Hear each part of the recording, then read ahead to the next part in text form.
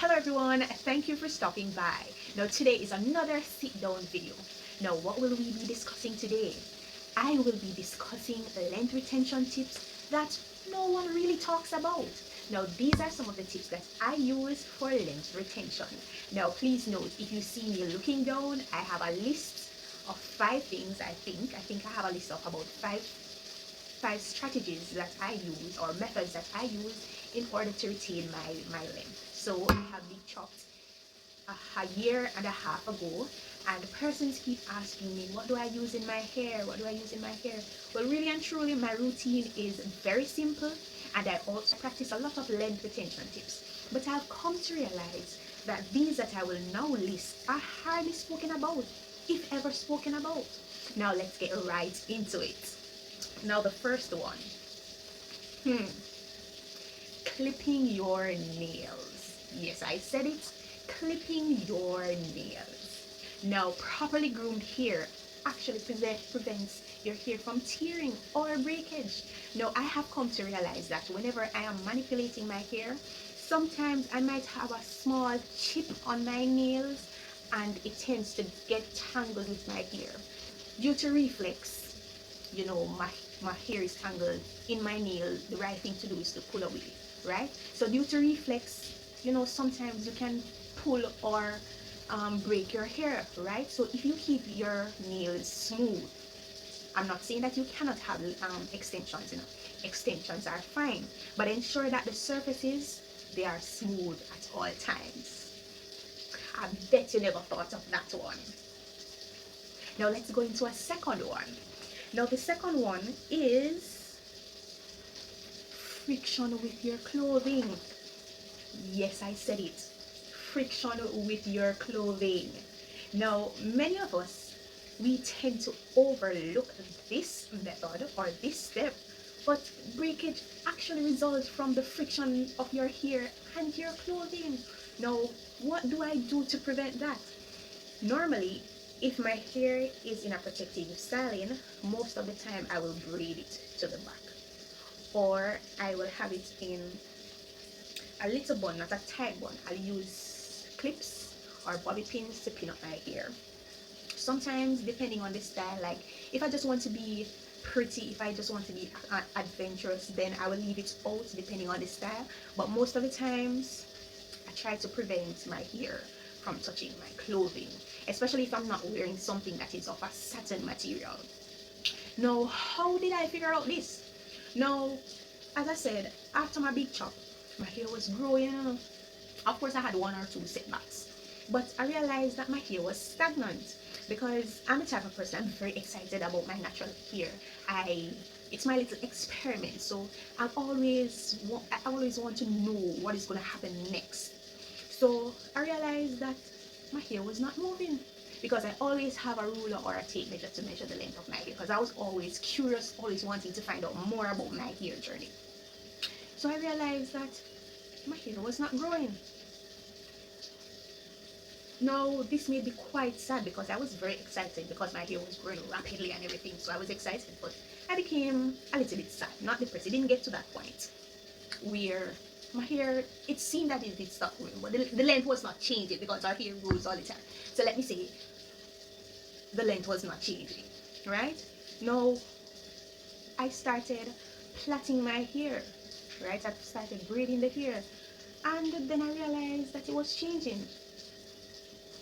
And then I went back to having my braids out again, and I realized that my hair became stagnant. And then I realized that yes, there might be a pattern. And it was not until I became consistent with just keeping my hair from my clothing that my hair length started to increase yet again, right? So if you can, you might want to incorporate that into your routine. All right, so 2 down. Let's go for the third method. Now what I have realized, and I know you never thought about this one, but guess what? It's your bonnets. Did I say that too loud? Did I say that loud? Your bonnets. Now some of the bonnets, they have some elastic bands around that actually hold the bonnet around the perimeter of your hair or your hairline. Now some of them can be extremely tight. You'll find after wearing these bonnets for a long period of time, I notice some persons they wear the bonnet as much as they can, but might I tell you, the bonnets cause breakage along your hairline. Yes, yes they do. So it is best for you not to have a tight elastic band in your bonnet, right? So you can have your elastic band but not tight, very slack. All right, now if you're a type of person who when you wake up in the morning the bonnet is on one side of the bed and you're on the other side of the bed, then there are some of them that comes with a band, right? So you can use that. But the safest protection during your sleep is a scarf. Yes, a satin scarf. So I have been using my satin scarf. So I know you never thought about it, but you can try it. Yes man, try it. All right, now the other thing that I want to mention, in my mind I am thinking, all right, I am doing everything that I'm supposed to do, I'm taking care of my hair, but why is it that my hair is so brittle? My hair became so brittle. So I was thinking to myself, what is going wrong? And then I went on the internet. I don't know, I was just scrolling randomly, and I read some information about the effects of low iron. I thought to myself, I wonder if my iron intake is low. Anyways, you see liquid iron or even the capsules. Make sure that your iron levels are stable. Yes, so that is one of the things that actually help to strengthen my hair.